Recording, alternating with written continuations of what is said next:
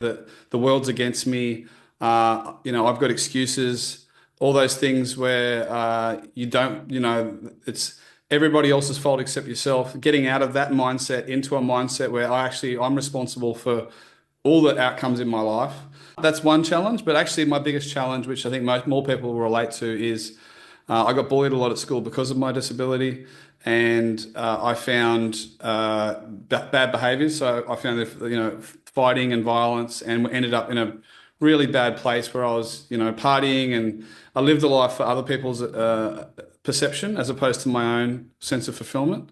And that put me into a really bad place. So that was actually my biggest challenge in life, was getting myself out of that. The blindness has also been hard, but that behavioural thing where I got into a place where I wasn't taking accountability for my life and my actions. That was probably the biggest hurdle that I've overcome. Well, so as a person with a disability, everybody's making excuses for you all the time. Like at work, your systems don't work because the accessibility is clashing with the system. You don't need to do that. It's okay.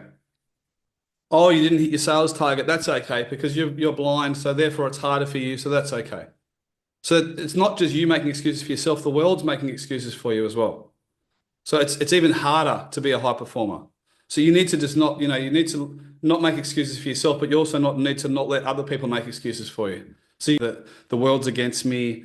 I've got excuses, all those things where you don't, it's everybody else's fault except yourself. Getting out of that mindset into a mindset where I'm responsible for all the outcomes in my life, and taking that on, that was the biggest adversity.